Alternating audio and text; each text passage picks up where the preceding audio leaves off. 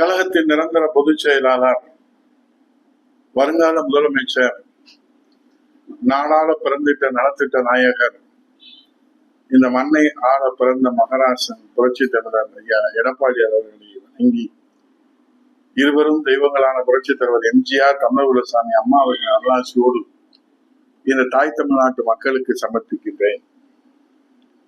இன்றைக்கு காவேரி மேலாண்மை வாரியம் உத்தரவிட்டும் தமிழ்நாட்டுக்கு தண்ணீர் தர கர்நாடகா மறுக்கிறது. கசாப்பு கடைக்காரரிடம் காருண்யத்தை எதிர்பார்க்க முடியுமா என்கிற பழமொழிதான் நமக்கு ஞாபகத்துக்கு வருகிறது.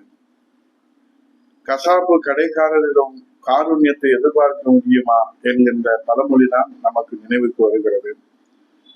மேகதாது அணை காவிரி நீர் பங்கீடு குறித்து தமிழக முதல்வர் விஜய் அவர்கள் கர்நாடக முதல்வருடன் பேச உள்ளதாக செய்திகள் உறுதிப்படுத்துகின்றன.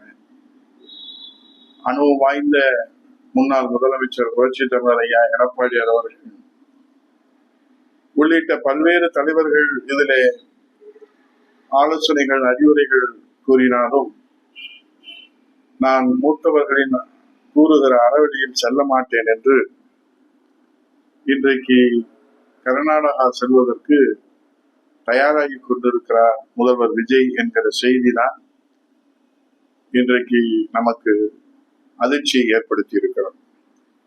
இதுவரை தமிழக அரசுகள் எத்தனையோ முறை கர்நாடக அரசுடன் பேச்சு நடத்திவிட்டன. புரட்சி தலைவர் இதய அம்மா அவர்கள் கூட நீதிமன்ற உத்தரவின்படி பேச்சுவார்த்தை நடத்தி எந்த பிரயோஜனம் இல்லை என்று சொல்லி மீண்டும் எந்த பலனும் கிடைக்காததால் நீதிமன்றத்தின் வாயிலாக தான் தீர்வு காணப்பட வேண்டும் என்று அன்றைக்கே தீர்க்க தரிசனமாக புரட்சி தலைவி அம்மா அவர்கள், காவேரி காத்த தமிழகுலசாமி அம்மா அவர்கள் நமக்கு சுட்டிக்காட்டினார்கள்.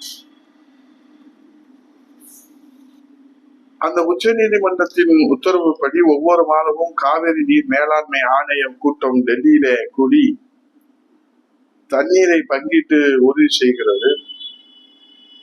தற்போது டெல்லி நடந்த காவிரி நீர் மேலாண்மை ஆணைய கூட்டத்திலே தமிழகத்திற்கு அடுத்த 15 நாட்களுக்கு தினமும் வினாடிக்கு 3500 கன அடி நீரை திறந்துவிட உத்தரவிட்டுள்ளது.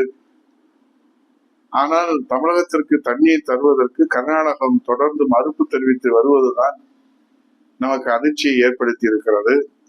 மேலும் இந்த உத்தரவை எதிர்த்து நீதிமன்றத்தில் மேல்முறையீடு செய்யவும் முடிவு செய்துள்ளது கர்நாடகா. அதோடு ஆகஸ்ட் 2 இது தொடர்பாக அனைத்து கட்சி கூட்டத்திற்கும் ஏற்பாடு செய்யப்பட்டுள்ளதாக கர்நாடக முதல்வர் டி.கே. சிவகுமார் தெரிவித்துள்ளார்கள். தற்போது காவிரியிலே தண்ணீர் வராததால் டெல்டாவிலே 12 லட்சம் ஏக்கர் நிலங்கள் பாலைவனமாக மாறியிருக்கின்றன. 20க்கும் மேற்பட்ட வருவாய் மாவட்டங்களிலே குடிநீருக்கு பஞ்சம் ஏற்பட்டிருக்கிறது. காவிரியில் தண்ணீரை விடுவிக்க வேண்டும் என கர்நாடகாவுக்கு காவிரி மேலாண்மை ஆணையம் உத்தரவிட்டும் அதை காற்றிலே பறக்கவிட்டு இதுவரை ஒரு சொட்டு தண்ணீர் கூட கர்நாடகம் தமிழகத்திற்கு தண்ணீர் தருவதற்கு தயாராக இல்லை. காவிரி நடுவர் மன்ற இறுதி தீர்ப்பை உச்ச நீதிமன்றம் ஏற்றுக்கொண்டு மத்திய அரசியலிலே வெளியிட்ட பிறகு எந்த பேச்சுவார்த்தைக்கும் பலன் தராது என்பது தமிழகத்தில் இருக்கிற எல்லோருக்கும் தெரிந்த விஷயம். நம்ம முதல்வர் விஜய்க்கு தெரிந்திருக்க வாய்ப்பு இல்லையா என்பதுதான் கேள்வியாக இருக்கிறது.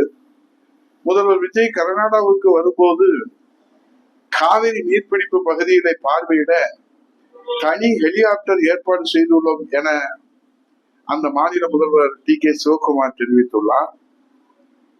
அவருக்கு இருக்கக்கூடிய அக்கறை நம்ம முதல்வர் விஜய் அவர்களுக்கும் இருக்காதா என்ன? டெல்டாவிலே கருதும் குறுவை, சம்பா பயிர்களை பார்க்க நம்ம முதல்வர் விஜய் கர்நாடகா முதல்வரை சிவகுமாரை அழைத்து கொண்டு வந்து இங்கே பார்வையிடுவதற்கு அழுத்தம் கொடுக்காமலா போய்விடுவார்? பேச்சுவார்த்தைக்கு மாண்புமிகு முதல்வர் செல்லுகிறாரோ இல்லையோ, இங்கே காய்ந்து கருகி குறுவை, சம்பா பயிர்களை காப்பாற்ற முடியாமல் தற்கொலை செய்கின்ற நிலையில இருக்கிற அந்த விவசாயிகளின் பரிதாப நிலையை நிச்சயமாக கர்நாடகா முதல்வர் சிவகுமாருக்கு எடுத்து சொல்லத்தானே அவரை அழைத்து வந்து விடுவார் என்று நம்பிக்கையோடு நாம் காத்திருக்கலாம். நம்ம முதல்வர் விஜய் அவர்கள் முதலமைச்சராக இருப்பவர்கள் காவேரி பிரச்சனையிலே வெறும் கடிதம் எழுதிவிட்டு தூங்க போகக்கூடாது, உணர்வோடு அழுத்தம் தர வேண்டும் என்று உலகுக்கு உறக்க சொன்னவர் நம்ம முதல்வர் விஜய் அவர்கள். ஆனால் இன்றைக்கு அதே கடிதத்தை மத்திய அரசுக்கு எழுதியிருக்கிற நம்ம முதல்வர் விஜய் அவர்கள் தன் பிழையை உணர்ந்த பாண்டிய நெடுஞ்செழியன் யானோ கல்வன் யானோ அரசன் என கூறி தவறான தீர்ப்பளித்ததற்காக அரியணையில் இருந்து வீழ்ந்து உயிர் துறந்தாரே, அந்த பாண்டிய நெடுஞ்செழியனின் வடிவத்திலே நம்ம முதல்வர் விஜய் முடிவெடுப்பாரா என்று எதிர்பார்க்கலாமா? தவறு இழைத்து விட்டேன் என்று யானே கல்வன் யானே அரசன் என கூறி தவறான தீர்ப்பளித்ததற்கு அரியணையிலிருந்து விழுந்து உயிர் திறந்தாரே, அந்த பாண்டிய நெடுஞ்செழியனின் மறு வடிவமாக நம்ம முதல்வர் விஜய் அவர்களை முடிவெடுப்பார் என்று தமிழகம் எதிர்பார்க்கலாமா? இன்றைக்கு பிரச்சனைகளுக்கு பஞ்சு டயலாக் பேசி பஞ்சர் ஆக்குவது என்பது எளிது. ஆனால் அறிவுபூர்வமாக ஆக்கப்பூர்வமாக தீர்வு காண்பது என்பது சவால். அந்த சவாலை இன்றைக்கு எதிர்கொண்டிருக்கிற நம்ம முதல்வர் விஜய் அவர்கள் பிரச்சனையின் தீவிரத்தை அறிந்திருக்கிறாரா இல்லையா என்பது நமக்கு தெரியவில்லை. காவிரியிலே தண்ணீரை திறந்துவிட முடியாது என்று கர்நாடகா கை விரித்துள்ள இந்த நிலையில இது குறித்து ஆய்வுக்கு வந்த தமிழக நீர்வளத்துறை அமைச்சர் முதல்வரும் வாய் திறக்க மறுக்கிறார்.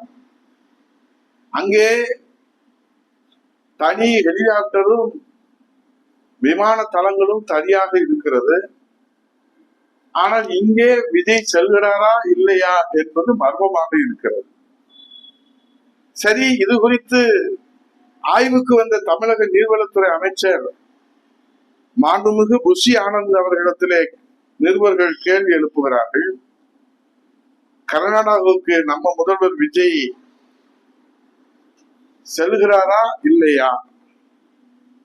முதல்வர் விஜய் பெங்களூர் செல்வது உறுதிப்படுத்தப்பட்டிருக்கிறதா இல்லையா?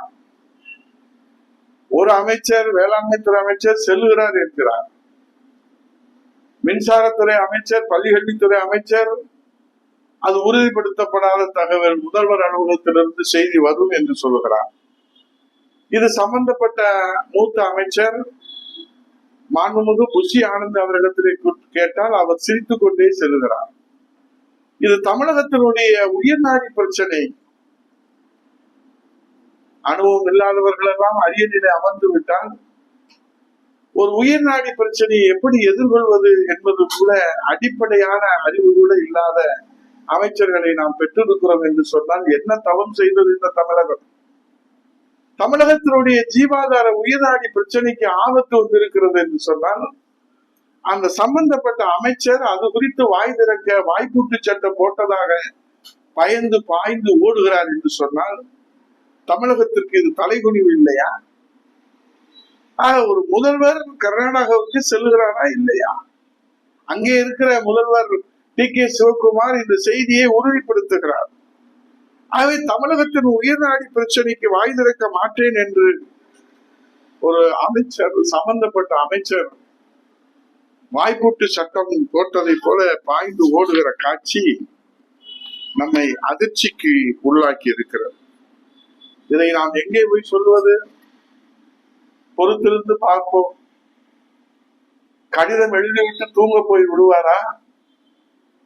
பேச்சுவார்த்தையில என்ன பலன் கிடைக்கும் என்று நமக்கு தெரியவில்லை. பேச்சுவார்த்தையிலே உடன்பாடு இல்லாத காரணத்தால் தான் உச்ச நீதிமன்றம் வரை சென்று நடுவர் மன்றத்தினுடைய அந்த தீர்ப்பை அரசியலை வெளியிட்டு புரட்சி தலைவர் தமிழகுலசாமி அம்மா அவர்கள் 84 மணி நேரம் காவிரிக்கு உயிர் கொடுக்க தன்னுயிரை பணைய வைத்து உண்ணாநோன்பு அறப்போராட்டத்தை கையில எடுத்தார். ஆனால் ஒன்று புரிகிறது தமிழக மக்களை, காவிரி நீர் கிடைத்தாலும் கிடைக்காவிட்டாலும் தான் நடித்த ஜனநாயக படம் பிரச்சனை இல்லாமல் வெளிவர வேண்டும் என்று நினைக்கிறாரோ இல்லையோ, ஆண்டவனுக்கே வெளிச்சம், அந்த முதல்வருக்கே வெளிச்சம். பொறுத்திருந்து பார்ப்போம். நன்றி, வணக்கம்.